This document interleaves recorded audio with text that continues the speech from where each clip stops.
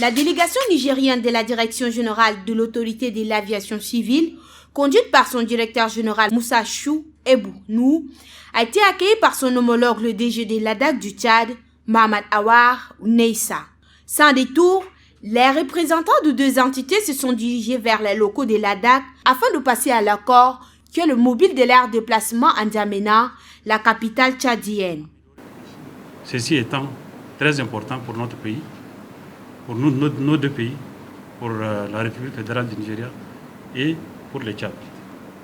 Je crois que ces accords doivent être respectés de tous les deux côtés, du côté du Tchad et du côté du Nigeria. Et c'est très important pour améliorer notre système aéronautique ici et de l'autre côté. C'est un accord qui a pour objectif de déterminer les modalités de coopération entre les centres de coordination de sauvetage RCC de Kano et Lagos de la République fédérale du Nigeria et le centre de coordination de sauvetage du Tchad. Cet accord permettra de fixer les conditions de mise en disposition des déploiements, d'utilisation réciproque et de coordination de temps, de paix, de moyens de recherche et de sauvetage, aéronefs se trouvant en situation de détresse sur les territoires respectifs des deux États. Le Tchad et le Nigeria sont des pays voisins et frères. Nous sommes contents de cette convention. C'est un nouveau départ pour le Tchad. Il y aura des vols directs entre le Nigeria et le Tchad pour faciliter les échanges. Je remercie le directeur et toute son équipe. Ainsi, l'on notera que les stipulations du présent accord s'appliquent désormais sur les territoires des deux pays.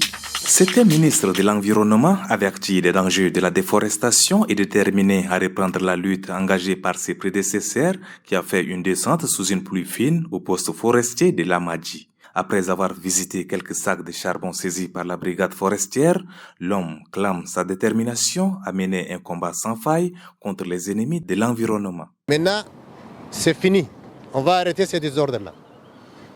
À partir de maintenant, les complices et les criminels, ils seront traités de même biais d'égalité. Parce que sans les complices, on n'aura pas de criminels. Couper les arbres, ce sera interdit. Et c'était toujours interdit.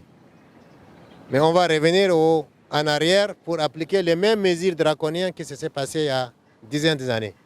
Pour mener ce combat, le ministre se confie simplement au texte, autrement dit aux dispositions juridiques. Et ceux qui importent du bois de chauffe ou du charbon ne seront pas épargnés. Il faut que tout le monde sache que le coupe abusif, surtout les arbres, c'est un crime. On ne peut pas laisser passer comme ça. Donc, les contrôles de l'environnement se concernent aussi les faune. Donc, les braconnages, le coupe abusif des arbres, le charbon, tout ça, on va l'interdire, on va appliquer les mêmes mesures qu'avant. C'est-à-dire, on ne peut pas faire des choses extrajudiciaires, mais on va appliquer les lois.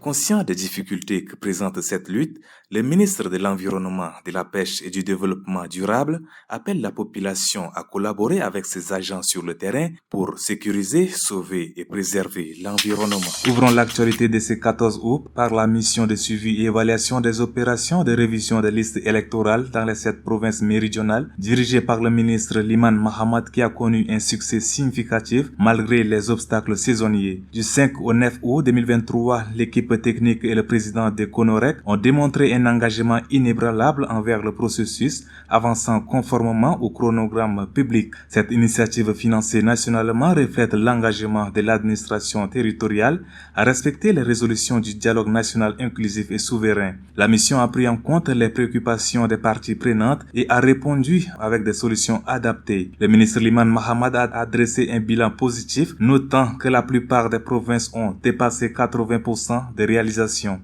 Restons toujours dans la zone méridionale du pays, précisément dans la province du Mandoul, où la coopérative Jasra Scoops a décidé d'apporter une opportunité d'affaires et en même temps un moyen efficace pour résorber les défis socio-économiques auxquels font face les populations en mettant sur pied Youb, l'huile pure d'arachide. Jasra Scoops, selon Ngarbachina Solcom Leoni, l'un des membres de la coopérative, est une société coopérative simplifiée qui poursuit l'objectif de lutter contre la pauvreté et le chômage à travers la valorisation des produits agricoles locaux de plusieurs types. Jetons à présent un regard au-delà de nos frontières, précisément au Nigeria, où des centaines de Nigériens ont pris d'assaut les rues de Kano, la deuxième ville du pays, le 13 août, pour manifester contre une éventuelle intervention militaire de la communauté économique des États de l'Afrique de l'Ouest au Niger. Selon les manifestants, la solution aux problèmes politiques au Niger devrait être recherchée par les moyens diplomatiques et politiques plutôt que par une intervention armée étrangère.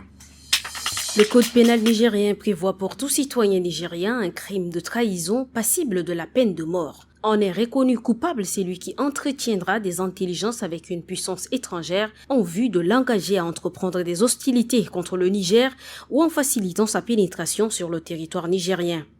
Les auteurs du coup d'État au Niger ont annoncé le 13 août 2023 leur intention de poursuivre le président Bazoum pour haute trahison et atteinte à la sûreté du pays, alors que plane toujours une menace d'intervention militaire de la communauté économique des États de l'Afrique de l'Ouest CEDEAO pour y rétablir l'ordre constitutionnel.